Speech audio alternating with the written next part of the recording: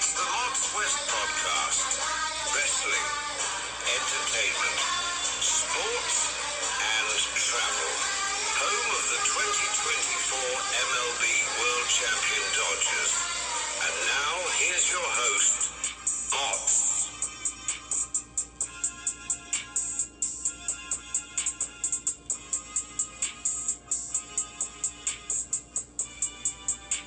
Yo, what up, what up? It's your boy Mott's on the W.E.S.T podcast. It's another Saturday with you where we talk wrestling, entertainment, sports, and travel. Just gonna get right into it with a question, actually. Is winning and success overrated? The reason why I ask this is because it seems like they correlate.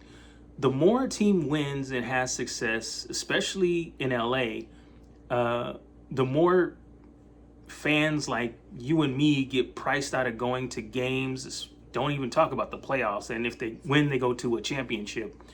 I have a friend. And just overall, like having a successful sporting product. So, for example, I have a good friend that religiously goes to every WrestleMania since he's been a young adult, I should say, religiously. He'll go by himself and just leave the world behind just so he could be at WrestleMania. And this past WrestleMania, I went to Vegas and I was trying to see if he was going to Vegas, and he said, "Nah, man, it's gotten too much for me." And I was like, "Whoa." So this is like the first WrestleMania he's missed in a couple of years, and especially since it's so close to home, And it just got me thinking with, everything going up, and especially because all of our LA teams are winning, is it worth it? Because back in the day when we sucked, you could easily go to a game, especially a Clippers game. Clippers, you could just walk right up to the window right before game time, the ticket window, and buy like a front row ticket, or you could even probably sit on the Clippers bench. So now things have gotten ridiculous with parking, concessions. I was just doing a little bit of research, and this is what I found. Lakers tickets before LeBron and the bubble championship, the average get-in price, this is just to get in the door, just paying the cheapest you can for a ticket, it was about $30 to $50. Ever since LeBron came to the Lakers and we won the 2020 bubble championship, the average get-in ticket is like $60 to $80 now, which is significant. So let's say the average ticket back then was $128. Now, for this past season, the average ticket is $261. That's crazy. Now, the Dodgers, the average get-in ticket before the World Series championships and Shohei Ohtani signed was about $51, and now they're about $76. So, on average, that's like a 50% increase for tickets. So that's crazy because they used to just go up single digits per year, just natural inflation. Rams tickets before Matthew Stafford signed and we won the Super Bowl, the average tickets were anywhere from $56 to $104. This past season, they were anywhere from $60 to $130, and that is just to get in the door and get a seat. And then when you're talking wrestling, before the merger with TKO, before WWE and UFC merged under TKO, the WrestleMania get-in prices were $135 to $170. This past WrestleMania, they were $150 to $250 just to get in the door. And I'm just hearing on radio stations, this is concerning the Angels. A lot of Angel fans want Artie Moreno, the owner, to sell the team so that they can focus on winning. And there's a whole other contention of Angels fans who are calling in. They're actually reaching out to radio stations talking about how happy they are, praising Artie Moreno for keeping the ticket prices cheap enough to make a baseball game into a family outing. So what are your thoughts? What do you think? Is it better to stay losing and cheap, or winning and get more expensive to where you can't even go see your favorite teams play or your favorite wrestlers wrestle? I don't know. So with that being said, let's go ahead and get into the big news of the week. The big story of the week was this. So WWE recently crowned interim women's champion Chelsea Green unfortunately suffered an orbital bone fracture last week in her match on SmackDown. But normally in this situation, they would strip whoever the champion is of their title. But because this is, like I said last week, if you were listening, this is Chelsea Green's big moment. She has worked so hard and hustled and grinded to get to this point. And they actually made a whole skit out of it last night on SmackDown, where it began the show with her, or with Nick Aldis, the general manager, and he was about to strip her of the title.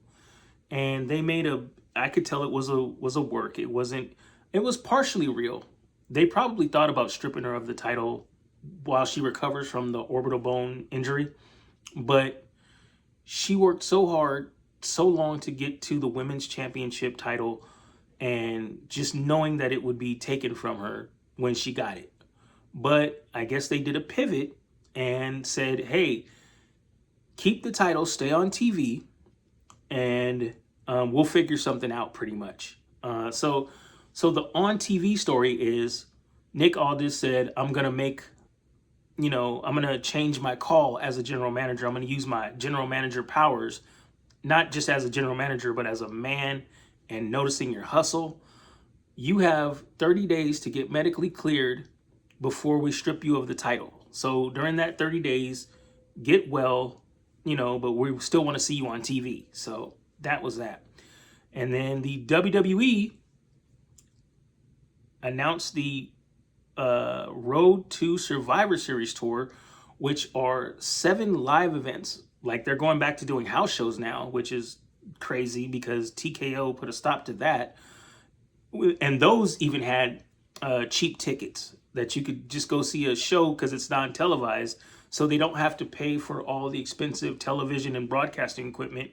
You could just go see a show and have cheap tickets. So I wonder how much the tickets are going to be for that. But anyway, they've announced 7 dates across North America tickets are actually going on sale August 21st. Now, going into my reckless speculation, I'm just stacking wins. I got the Baron Corbin, the Big Kaz, and then the last shoe finally landed. The last shoe to drop finally landed, and I'll be getting more into that in the next segment, Best Week. But in other speculation, also what I'm hearing are that Bayley and the New Day are both supposed to sign with AEW sooner than later, if not already. What I'm hearing, I'm not hearing really anything about Bayley too much, but I'm hearing that the New Day may form a new faction with Swerve Strickland. And it kind of got my attention that this past Dynamite, early in the show, Swerve Strickland made his return and interrupted the new Trios champions, Hangman, Bandito, and Brody King. And I'm like, he's one man interrupting the Trios champions. So normally when you interrupt somebody, when somebody's in the ring and another wrestler comes down, it's to challenge whoever's in the ring. So Swerve is going to need 2 other guys to challenge Hangman, Brody, and Bandito. Wonder if that could be Kofi and Xavier Woods. So let's see. So, without me talking about it, let's see who is All right. So this is the point in the show where I break down the week in wrestling, because wrestling is basically on every night of the week. There's a lot going on, but the only thing you need to know about what's going on each show is watching the end of the show, or what's normally the main event. So we start off on Saturday with Collision. It's normally on Saturdays on TNT at 5 p.m. You had Eddie Kingston defeating Jake Doyle, formerly known as Jake Something in TNA, in the first round of the Continental Classic Cup tournament with a Dragon Sleeper. Now, the Continental Classic Championship, or the Continental Championship, is now held by Jon Moxley, and basically the rules of the matches, it's kind of like ROH. Well, it was like ROH, but basically they have, sometimes it's a 20-minute time limit, sometimes there's no time limit on the match. But the key thing is there's no outside interference allowed. And I will elaborate on that, because it sounds, even though I'm a wrestling fan and I get the imagination part that you have to put into it, but just having a rule where there's no outside interference, and that actually preventing outside interference, shouldn't all the matches have a no interference rule? Isn't that the rule? Anyway, so Eddie Kingston defeats Jake Doyle in a first round Continental Classic tournament match. Then we go to Raw, which is on Mondays on Netflix at 5 p.m. You had, in a winner gets their way match, I guess that's what I'm calling it, but basically it was Jay versus Solo Sikoa. If Jay wins, Solo Sikoa comes back to the Bloodline. If Solo wins, the Bloodline leaves him the hell alone. But unfortunately, due to Jay's brother Jimmy interfering in the match, Jimmy beat Solo with the Uso Splash, so it looks like Solo will be coming back to the Bloodline. Tuesdays, NXT on the CW at 5 p.m. It was Grayson Waller and Mike Santana, now going by Cruz Montana, facing off one-on-one for a shot at Tony D'Angelo's NXT Championship. When lo and behold, Zilla Fatu finally shows up. Zilla Fatu comes in, drops Cruz Montana, and then hits Waller with a running Samoan spike, and then turns to NXT champion Tony D'Angelo like, hello. So that was NXT. Then on Wednesdays, you know what that means. It's Dynamite on TBS at 5 p.m. You had Jon Moxley of the Death Riders defeating Jungle Jack Perry in another first round Continental Classic Cup tournament match. And so the way this is going, just to kind of give you a little bit more insight on the Continental Classic Cup tournament, basically the winner of the tournament is going to be the new Continental Classic champion, which is now Jon Moxley. And what they're doing is they're drawing their names out of a box, a hat, or whatever. They're drawing their names, and basically every two names that get drawn, those two are facing each other in the round. So the winners, their names get put back into the hat, the box, the magical container, whatever, and every two names that get drawn, those two face each other. So that's how that's working out, which is kind of cool and interesting. It's kind of like a Royal Rumble tournament, because you never know who's going to face who at each round. You just survive, win in advance. So, all right, we move to Thursdays with TNA Impact on AMC at 6 p.m. You had, after their crazy contract signing last week, you had Nick Nemeth defending his championship against Jeff Hardy, hitting the Danger Zone to retain the TNA Championship. Just a side note, the Hardys actually are evolving. They changed their name and their look. They're now called the Goats. So that's kind of a cool side note. Now, on SmackDown, you're going to have to stay with me for this one. Fridays on the USA Network at 5 p.m. So before the main event, we had a couple key things happen. Again, like I said, Chelsea started off the show. They were about to strip her of her title, but decided to leave the title with her, keep her on TV, give her 30 days to heal up.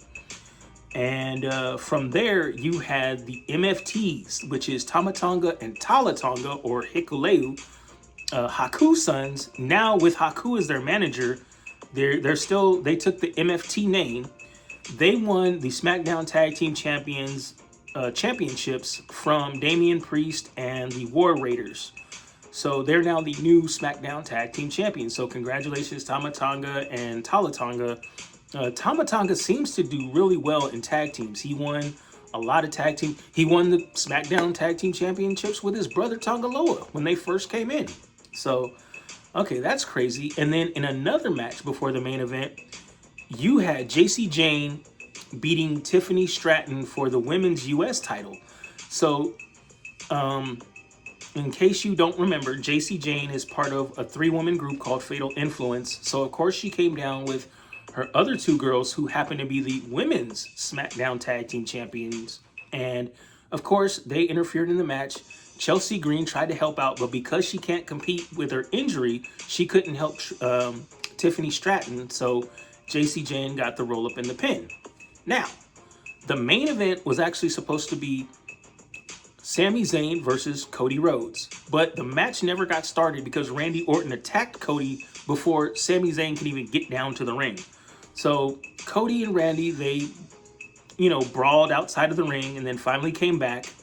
And Randy Orton finally got Cody on the announcer's desk and lodged in between the opening of the stairs. You got to go back and watch SmackDown to see what I'm talking about. Same thing that basically Randy did to Cody before WrestleMania.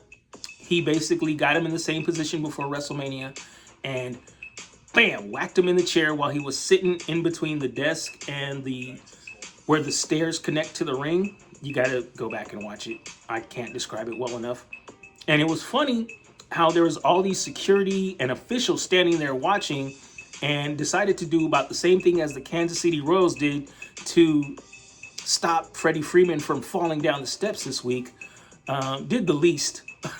And that was until Cody Rhodes kicked Randy Orton in the jewels and then reversed the position, got Randy Orton on the desk and in between the steps groove and was about to hit Orton with the chair when everybody and their mama jumped up, grabbed Cody and the chair and yanked him down. So there was a lot going on SmackDown. It's a pretty good show. But I must say, NXT is... That's right. There was a lot going on SmackDown. They got the Continental Classic Cup going on in AEW. But because everybody was waiting for Zilla Fatu to come to WWE, and it finally happened, NXT, you stole the show. Sweep the leg. And when we come back, we're going to have Mott Sports West. We're going to see what you watching. And we're going to talk a little food and travel. Has bad credit been holding you back from getting a new car, a house, or a better job? Visit creditrepairfolks.com. They offer one-on-one consulting and will give you a personal roadmap to removing negative items and adding positive points to your credit score. The first consultation is free, and they're the only ones that offer a money-back guarantee. They also have payment plans available. So what are you waiting for? Visit creditrepairfolks.com today. Our coaching did a horrible job. The players did a horrible job. We got our ass kicked. That's the great thing about sports. You play to win. And I don't care if you don't have any wins. All right, it's Mott Sports West. When we talk about the 3 teams, the only teams that matter here in LA. Lakers, Dodgers, Rams. That's Lakers, Dodgers, and Rams. So we're going to start off with the Rams in preseason and in training camp. Newly acquired defensive lineman Myles Garrett stayed out of practice this week with chest soreness. We're not worried about that because we all know Coach McVay doesn't practice or play any of the veterans or stars. So this is basically their training camp for the Rams is more like a chance for the rookies, walk-ons to get looks and get seen and see if they can get a spot on the team. Also, got a scare. Puka Nacua suddenly left practice with the trainers this week, but later he returned. So hopefully that's good, and hopefully we'll get more information on that. They play in a preseason game today at 1 against the Chiefs, and hopefully, well, we know that Sean is going to keep all the star players and veterans out of the game, so we'll probably see a lot of new people. Like I said, people trying to get a spot, walk-ons trying to get a spot on the team, so it'll be interesting. It's still preseason, so Rams versus Chiefs today at 1. The Lakers, whoo! On Wednesday, it was announced on television, live television, by ESPN LA's Ramona, well, I should say ESPN's Ramona Shelburne, but she is on ESPN LA too. She reported that the Lakers have been sold much like a used car or a cheap prostitute by Mark Walter to former Disney CEO and Bob Iger and Donald Trump's son-in-law, Josh Kirshner. He's also the CEO of Thrive Capital. And the Lakers were sold for the price of $12.5 billion, netting Mark Walter a profit of $2.5 billion after only owning the Lakers for 14 months. All right. The Dodgers. On Thursday, Dodgers 88 World Series champion and MVP Orel Hershiser was honored with a star in the Hollywood Walk of Fame. The star was deliberately placed at the address 6755 Hollywood Boulevard. 55 for his jersey number and 67 for his number of consecutive no-scoring pitching innings. I should say that better. For pitching 67 consecutive no-scoring innings. All right. Yesterday, the Lakers beat the Milwaukee Brewers 3-1 yesterday. Yoshinobu Yamamoto, I should just say Yamamoto dominated with 9 strikeouts, and both Pages and Edman homered. They play again tonight at 4:15 against the Brewers at Dodger Stadium. And now added to Mott Sports West, LeBron James news. Why? Because F you hating, ungrateful Laker fans. Brought you back to relevancy and kept you in the mix for 8 years.